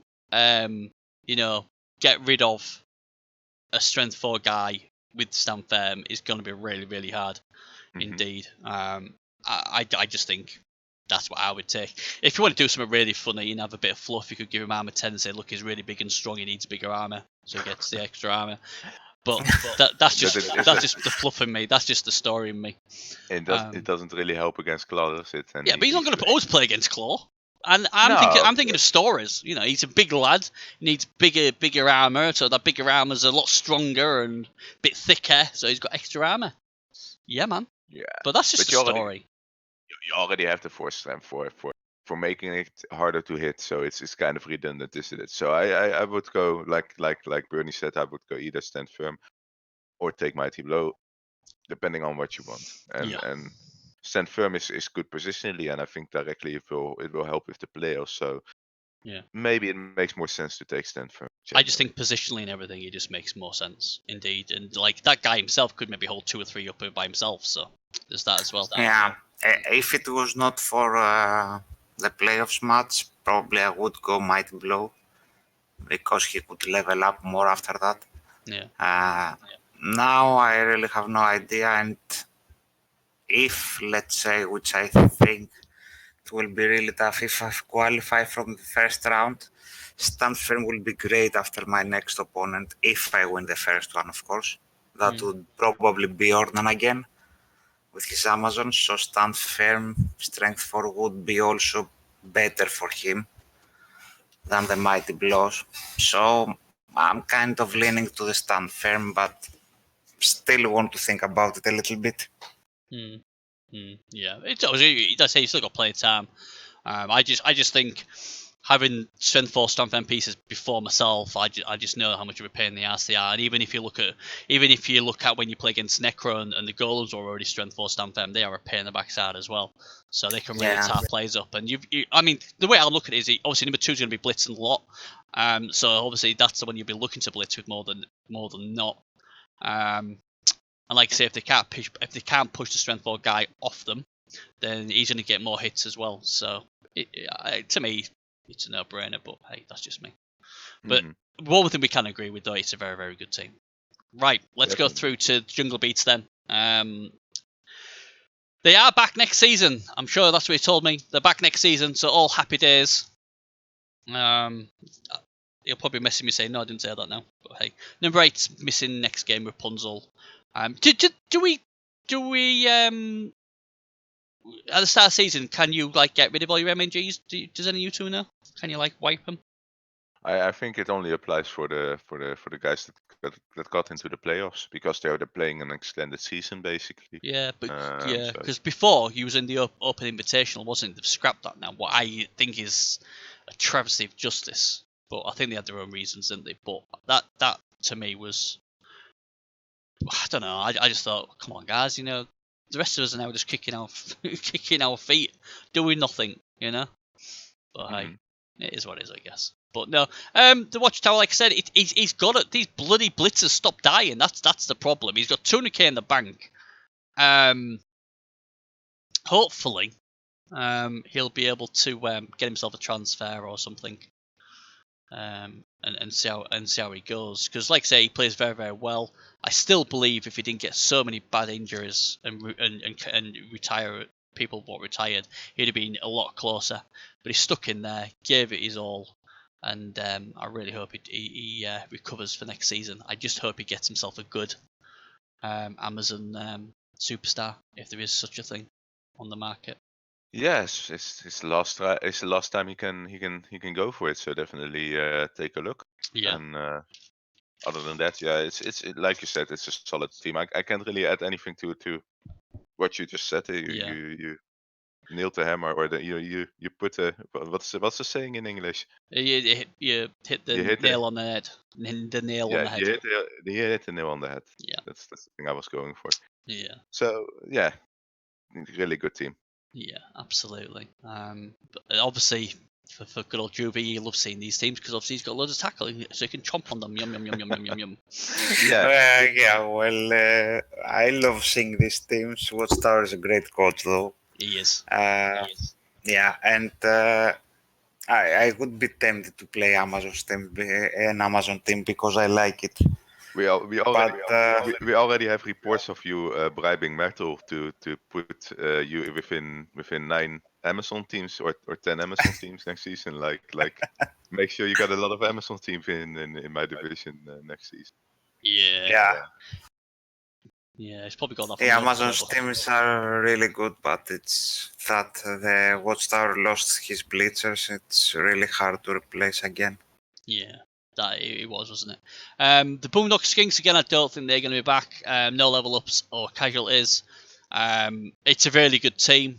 Number 13 is a big thing. I think if you'd lost number 13, I'd have been re-rolling maybe, but it's an alright team. But obviously, you know, if he needs a break, then he needs a break. Then he's simple as that. But he'll be back with the same team. Like that's the point. Like he can take a break, but he'll be back like in a few seasons with the same team, and then he'll be fine with it. I mean, like you said, it's too much of a factor to let go with what he has, and yeah, all the best on him to just take a season off and come back fighting. Absolutely, definitely. Yeah, definitely. I'll miss Mondigo. He's a really nice guy. Yeah, and I hope to see him again soon. Yeah, good stuff. My Brothers Unbound, this is a weird one. I either dreamed about them re-rolling or he actually told me, and I'm just, because I'm really old and senile, I just can't remember. They did have... I think I saw that too, that he will re-roll. Yeah, I got it to re-roll to Dark Elves. And another thing what might make him change is, make him re-roll as well, was Walk of Life is good. Throw rag, got a -1 movement bust. Although number 7 did level up as well and got dodge. So...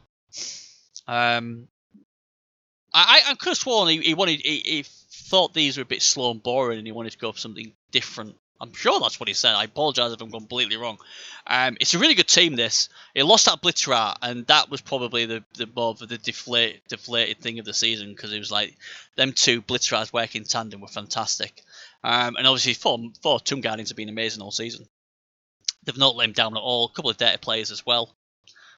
But obviously, Kemry's, I mean, Harry and Zod obviously plays Kemry really, really well. It's one of those things. If you're not enjoying it or you just want to change, then you can't blame him for that. And if he goes Dark Angels, that will be a big difference. He played a solid season, didn't he? Yeah, he did.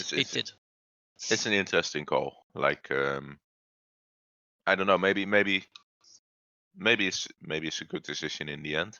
Mm-hmm. Because like he's a good positional player, and like Kemry is of course interesting to play, but it kind of sometimes it kind of slows the coach down, if you know what I mean. Like potentially some coaches can potentially be playoff coaches, but because they play Kemry, they just fall outside the box, and that might be his situation. And he might be thinking like, okay, I'm just gonna play a main tier team now. Yeah. And I wanna hit the playoffs once. That's a totally fine decision. Yeah. I don't know if I know I'll be sad to see this team go, at least, because like it's a good team. But hey, I can understand. And that's it. You like to see these more unique teams do well, don't you? And like I said, I was a big fan when we did the preview show. I was a big definitely. fan of it. You want to see some special teams like Ogres or Kemry performing, and absolutely. it's okay. But I can totally understand his decision if he said this. Yeah. Right, let's move along then. We're almost at the end now. Dark Angels of Lilith, and they finished second, so they go into the challenge playoffs. And again, he's a great player. He's a great coach. He's got a lot of firepower. He's got 4 agility 5 pieces. He's got various other tools as well. I'd be gobsmacked if he re-rolls. But saying all that, his TV value is ridiculously high. 2020. That would put me off slightly because he's giving inducements to a lot of players. Do you really need 4 agility 5 players as well? I don't know. That's a lot of bloat. Or is it? Who knows? He's a good coach. It's a decent team. I think decent. It's like you say like five edgy coach 5 4 edgy players are too much or too much bloat. Yeah. I think it's rare that you have this kind of opportunity, like to have this kind of team, So it's not a decent team. It's a really good team, and it's a lot of agility. I think he'll be heading to Division 2 basically because of him being high up in the division. Well, so it might even make Division 1. Depending on how he does. Yeah, maybe. Juvie might make Division 1 as well, because there's a lot of dropping out. Yeah. I would presume Juvie and Andy and all the playoff teams or qualifiers, challenge qualifiers, should be in a high division myself, because obviously they make it. It kind of depends on the division, on the playoff performance as well, I believe, right? So it does, yeah. So if you guys do really well, like say for instance, so that you got to another semi-final or won it, then you would go straight to Division 1/Division 2. If you won the full thing, you'll go into Division 1. Yeah. Because you're the champ, and the champ should be Exactly. Yeah.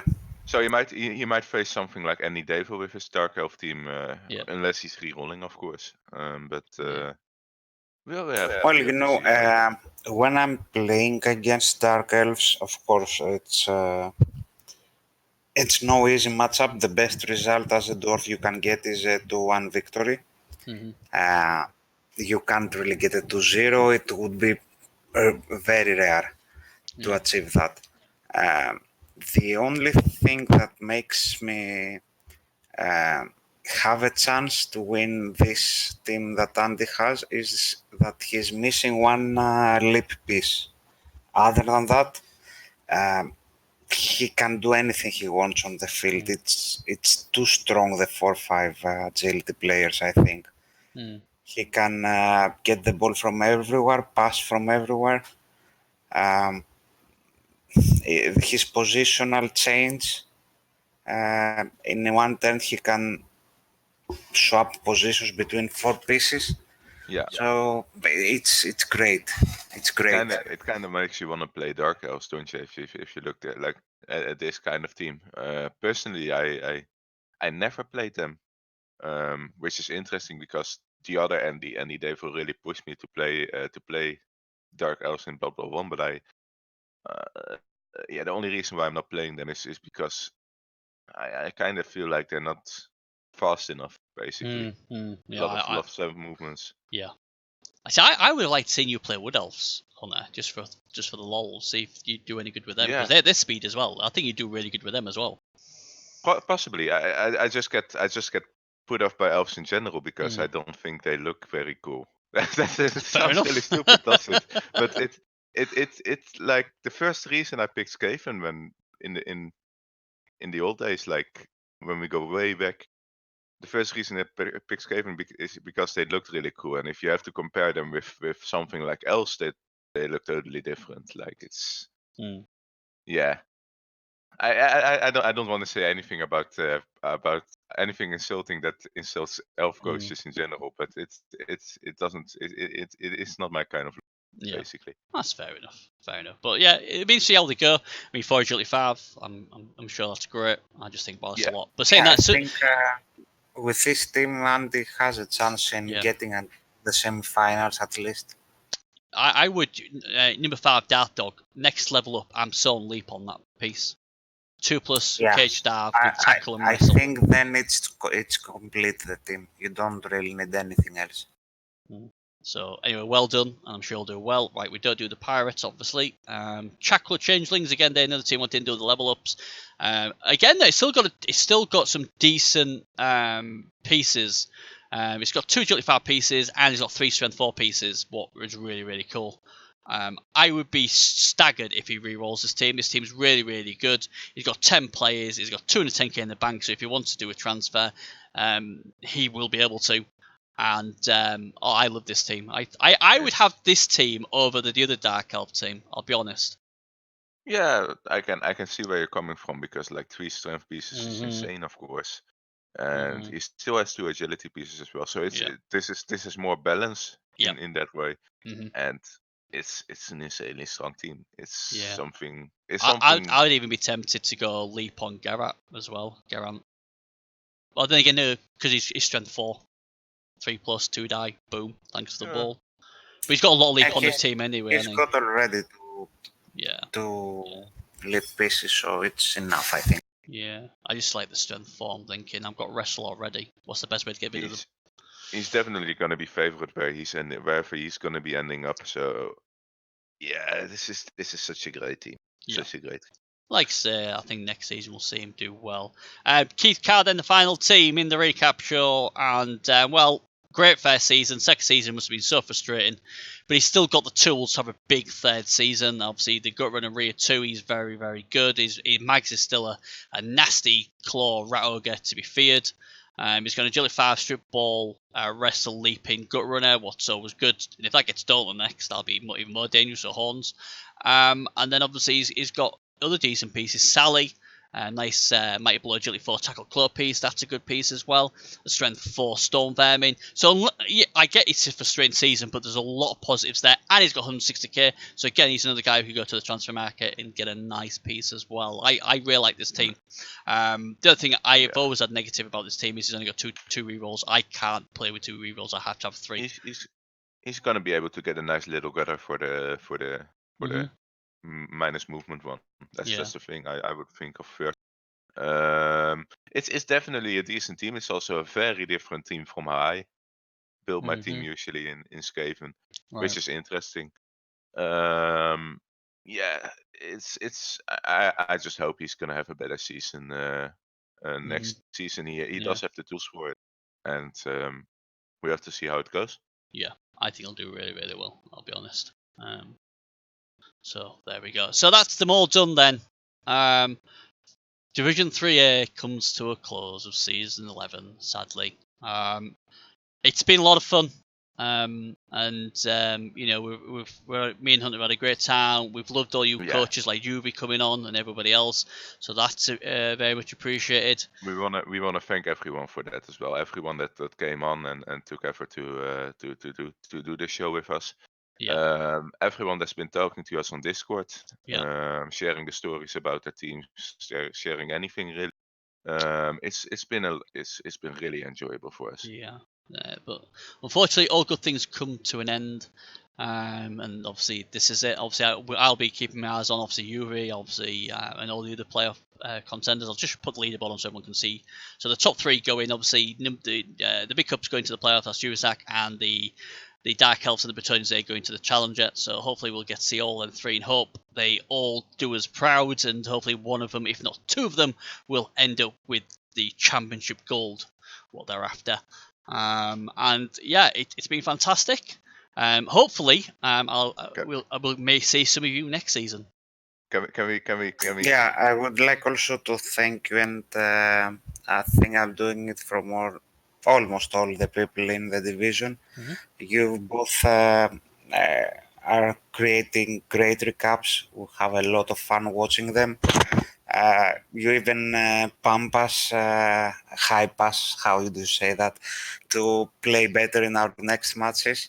And that really upgrades the quality of the league and our division. So I think I'm doing it for all the coaches that play in 3A. That I would like to thank you for that. I know it's a lot of hours. It is hard work. You might say, and I know you are having fun, but still you are dedicating hours in doing it. So I would like to thank you for that. Yeah, awesome, man. Thanks for the compliments in that area. I really enjoyed the season, and I think Bernie as well. I was just about to ask Bernie if we could put a bit of Frank Sinatra in the background from I Did It My Way. I Did It My Way. You want me to put I Did It My Way on? Yeah, because of the start. And now the end is near. Hang on. I'll see if I can get it. Yeah. Alexa, Frank Sinatra, I Did It My Way. She's thinking. Hang on a minute. Let's see if I can get it a bit louder for you guys. Well, you can edit it in, right? You don't have to. Oh God. There you go. And now the end is near. You can edit it. You can edit it in, right? Oh, I mean, there you go. It's on. It's on. See, I can do that. Okay. Probably better than this anyway. Yeah. But, yeah. What a way to like finish with Frank Sinatra. Yeah, exactly. By the way, I am playing tomorrow. Who against? If you want to come and watch, my clanmate Aromasin will stream it. I said to him that if he streams it, I will not. So you can join the channel and watch it. I'm playing 6:30 UTC. Yep. So yeah, Okay, you are more than welcome to come and watch it. So that's the big playoff match, right? We're talking about. That's my playoff match.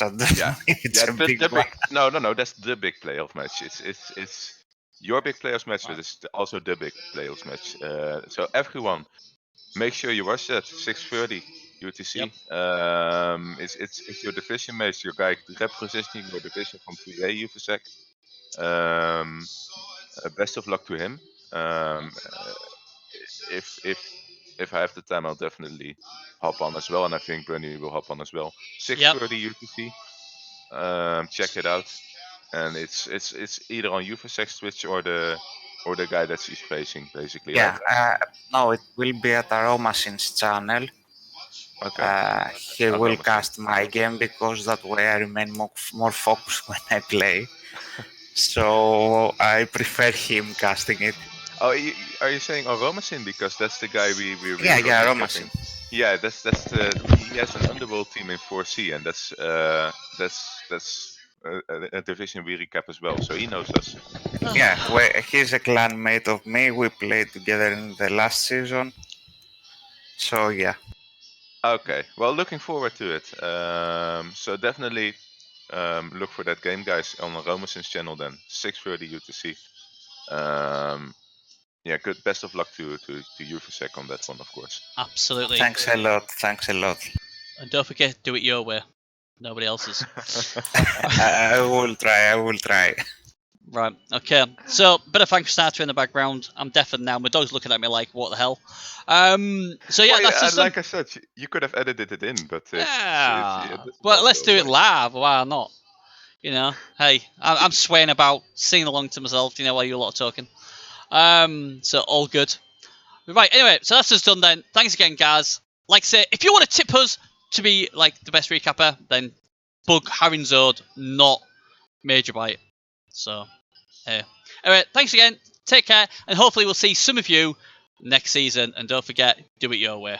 Take care, guys, and thanks again for UV and Hunter. See you later, guys. Thanks a lot. thanks, Bye. guys. See you around.